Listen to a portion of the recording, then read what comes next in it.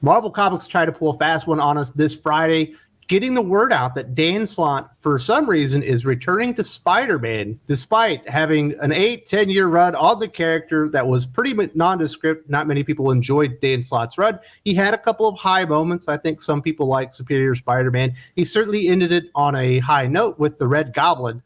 But I don't think a lot of people are asking for Dan Slott to return to the character after his big-time failures on Iron Man and Fantastic Four. And here to talk with me about that is the man that knows Marvel inside and out. Doc, how you doing, Doc?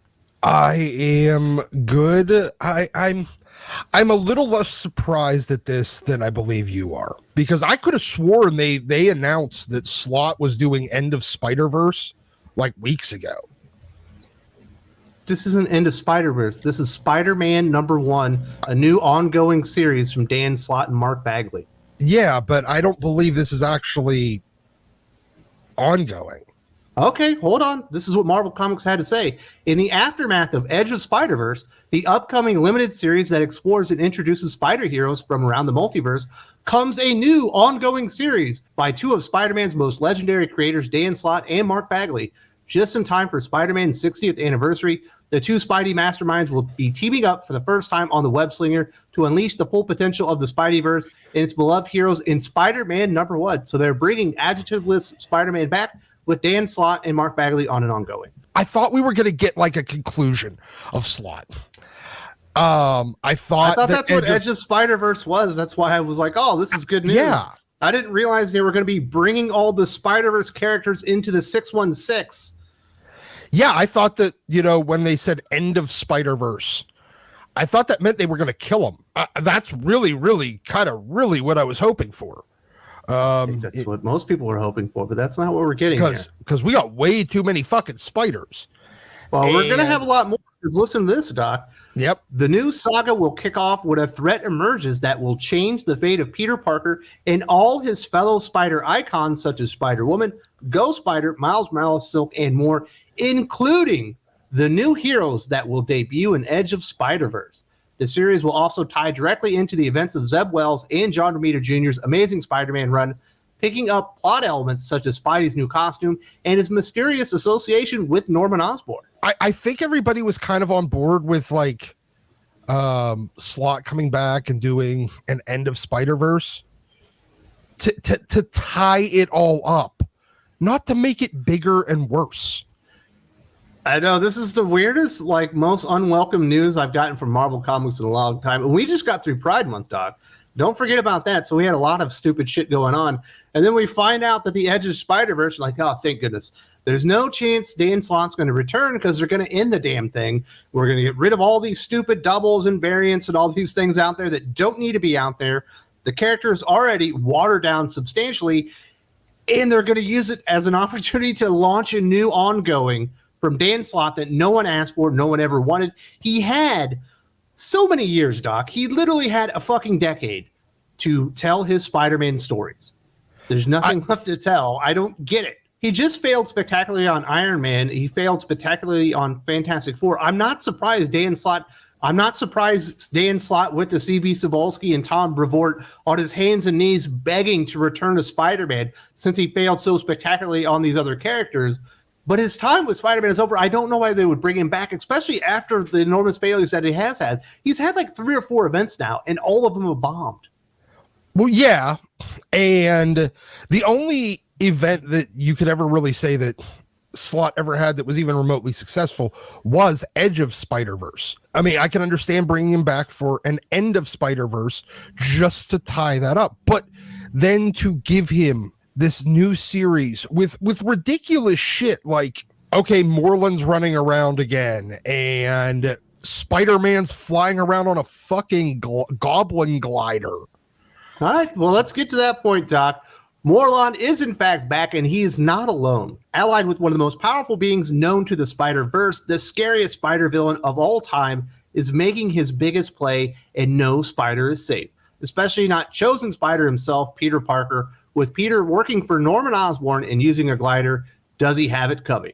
Honestly, yes. If I'm told that I had to choose between keeping the Spider-Verse or killing every spider, including Peter, I will take killing them all. It's a lot of spider characters. Because Moreland's cool though. He's like, we got some vampires in the Marvel universe. It's nice to have a character pack. Yeah, but all he is like interdimensional Morbius, and we just saw how shitty Morbius was. Well, it makes more sense than Peter Parker teaming up with Norman Osborn. I don't get this thing. Norman Osborn has literally tried to ruin his life multiple times. He's tried to murder Peter Parker time and time again. He's tried to murder his family members. And the idea that Peter Parker would ever be stupid enough to ally up with him and team up and get a glider, it's like, why do they keep trying to mill this stupid idea over and over? Because it's never going to work. People are never going to accept it. I guess he just needs to try to do the exact same thing again, but he can't do it with Doc Ock this time. He needs to do it with Norman. This is what Dan Slott himself had to say about this new Spider-Man series. How does it feel to be writing Spider-Man again like I'm home? Like there's nowhere else I'd rather be. How does it feel to be working on it with Mark Bagley, one of the greatest Spidey icons of all time? Honored, excited, and unstoppable. Mark and I are two guys who live to tell Spider-Man stories. Cut us and we bleed Spider-Man. And now Marvel has entrusted the two of us to bring back their monthly adjective list Spider-Man title. We are not going to let you down. We're going to take big swings in each and every issue. And the first thing we're doing right out of the gate is the Spider-Verse comic to end all Spider-Verse comics. That's really the biggest problem that last slide is. We were literally just sold on Edge of Spider-Verse being the end of the Spider-Verse. And then we find out this new Spider-Man series is Dan Slott bringing the Spider-Verse into the 616. It's not anything anyone needs or wants. I think it's going to sell because it's fucking Spider-Man. Obviously there is a big enough audience that will just buy anything that is Spider-Man. It will have Peter Parker. But my goodness, this is just, it's awful. There's not a good way to look at this. This is going to sell despite Dan Slott's involvement. I think Bagley is the much bigger sell on this. But at the same time, honestly, for most Spider-Man fans out there, there's enough Bagley Spider-Man stories and art to last most of us a good lifetime. And same thing with Dan Slott Spider-Man written stories. There really is. And honestly, there's a lot more good Bagley than there is good Slott. Obviously, within what we just talked about, within the article that we read from Marvel Comics, they say this is going to be tying into Zeb Wells and John Romita Jr.'s Amazing Spider-Man run. Do you think it's smart to make them like tie together, kind of like with what they're doing with X-Men right now, which I find to be a complete turnoff? If I want to go to the New Wave Zeb Wells JRJR stuff, maybe I want to read that one. I don't think it should be required reading, or the series should be tying in together, maybe for a crossover story, but it sounds like they're going to be tying in together just on a week or a monthly basis. No, I think it's a very, very, very poor decision. I think it's Dan Slott pushing his weight around to try to get onto the flagship, and I say that in air quotes, Spider-Man title again, and try to muscle Zeb Wells out.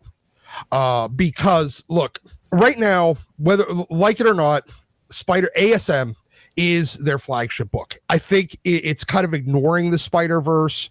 The Spider-Verse is a very controversial thing among Spider-Man fans. There's a lot of people that like it and a lot of people that hate it. So if you're going to make a book that's going to focus on that and let Dan Slott do that, Slott is also controversial. He's a like him or hate him kind of Spider-Man writer. You want to keep that all quarantined.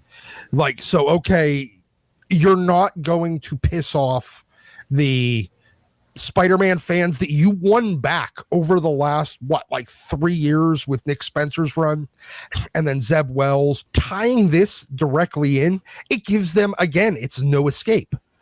It's no escape from the thing that they're tired of.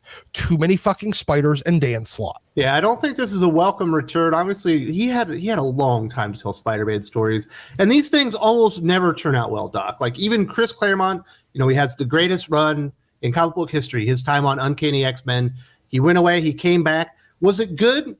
It's not bad, but it wasn't Chris Claremont levels of good. There was a big time step down when he returned. Can you imagine a step down from what Slott was doing, during his ASM run? That's not good. Yeah, exactly. Once somebody gets out of a groove, it's like a dream that you wake up in the middle of and then try to get back to when you like let yourself fall back asleep. You're like, oh, I want to see where that dream was going. And then you get back to, and it's always wrong. It's always off. It's always not the thing that you wanted before.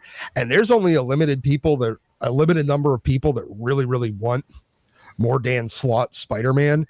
So you take that, add the 4-year layoff and his very questionable work over the last couple of years with his other books, and you're going to get a recipe that does not look good. So tying your actual flagship book into it, I highly recommend against it. I mean, if you want to do like 1 or 2 issues where they like tie in, that's fine, but doing it on any sort of a regular basis, you're just asking to lose all the fans that you've recently won back over the last couple of years.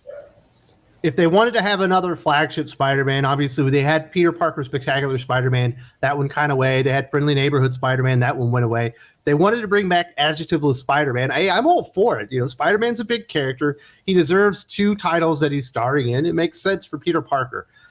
But they could have brought somebody else in. Let's get a new voice on the character because Dan Slott's take is stale and it's a proven, not to really work.